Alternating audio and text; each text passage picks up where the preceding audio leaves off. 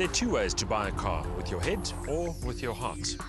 South Africans tend to be more emotional about their new car purchases than the more pragmatic European customers, perhaps because we're so reliant on our cars, because the distances we travel are great, and also because, of course, a car is a status symbol in this country. Against that backdrop, the Volkswagen CC has a tough task. It's competing in the premium segment, but it wears a mass market badge.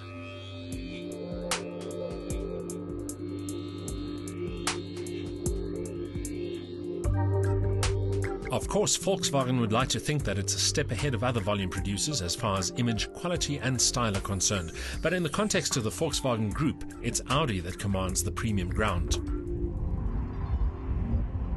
That hasn't stopped Volkswagen from targeting the CC squarely at the discerning car buyer. It argues that the CC offers the style, comfort, space and presence of a mid-sized luxury contender, but at a price comparable with entry-level sedans from the so-called premium brands. In other words, it's adding a powerful value proposition to the equation.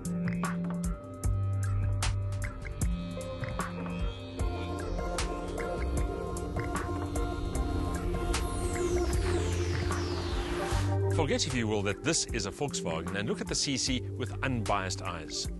What you'll see then is a sleek, sophisticated and very upmarket car. In fact, like the Mercedes-Benz CLS and the Audi A7 Sportback, this is a so-called four-door coupe, which means it links the practicality of a four-door with the sleek looks of a coupe. Compared to the rather more pragmatic Passat on which it is closely based, the CC certainly offers a lot more eye candy, even more so in this latest recently updated guise. Both the front and rear have been comprehensively restyled and now express the Volkswagen design language more succinctly than before. The front looks more aggressive thanks to a bolder bonnet, new grille, revised bumper and restyled headlights. At the rear the treatment is visually cleaner with new LED taillights and a redesigned bumper. In fact, as four-door coupes go, the CC is more aesthetically convincing than any of the more upmarket and more expensive players in this category. There's an appealing flow to the lines and the proportions express a perfect balance between sophistication and sportiness. If anything, the sleek elegance of the CC's silhouette understates its dimensions, which at 4.8 meters long and 2.85 meters wide are substantial. That's only slightly smaller than an Audi A6 and certainly larger than an A4. A lower roofline emphasizes the CC's smooth lines.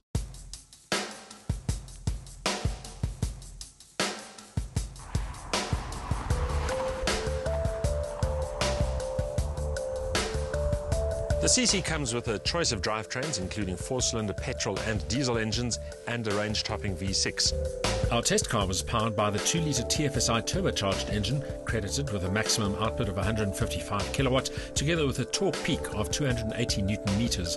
It drives the front wheels via a 6-speed DSG dual-clutch gearbox. The four-cylinder offers loads of low-down urge and ample refinement at cruising speeds. Claimed fuel consumption comes to 7.3 litres per 100 kilometres, although driving the CC with the enthusiasm it deserves will see that figure rise substantially. That the DSG gearbox has 6 gears on this execution instead of 7 means the ratios are a little further apart, which aids overall refinement and composure.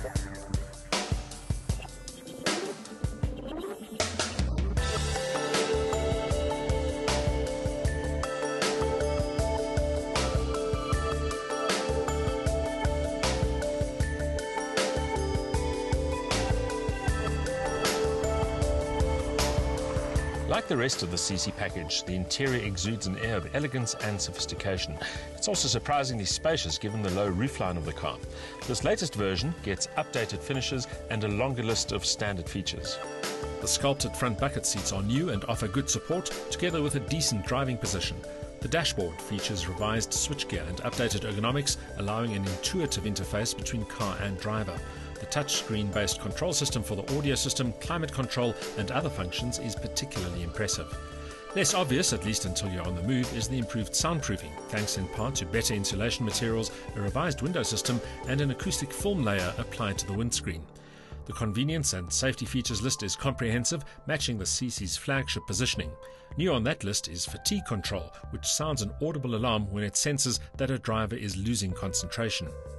The rear accommodation now offers a conventional bench seat with space for 3 occupants. And talking of space, there's plenty of leg and headroom front and rear, while the boot will swallow up to 532 litres of luggage.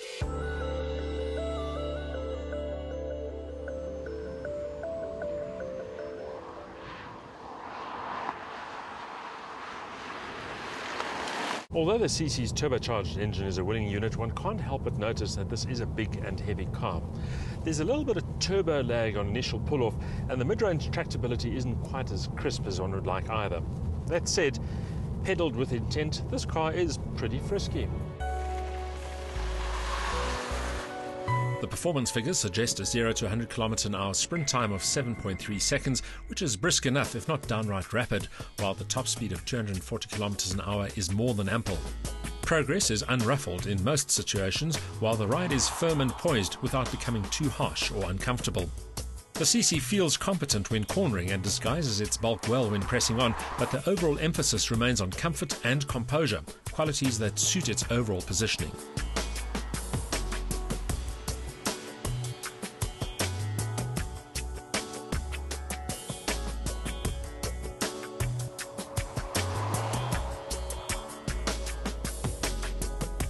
Like its Passat sibling, the most potent enemy of the CC is the prejudice of the South African buying public.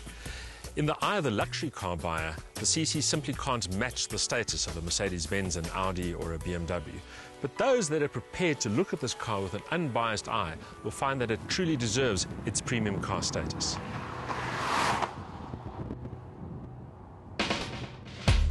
With a drivetrain delivering muscle and refinement, together with a chassis focused on comfort, the Volkswagen CC offers a nicely balanced mix of dynamics and luxury. Sharper looks, an updated interior and lots of standard kit make for an elegant and value-added package, but for the snobs, the Volkswagen badge simply won't have enough shine.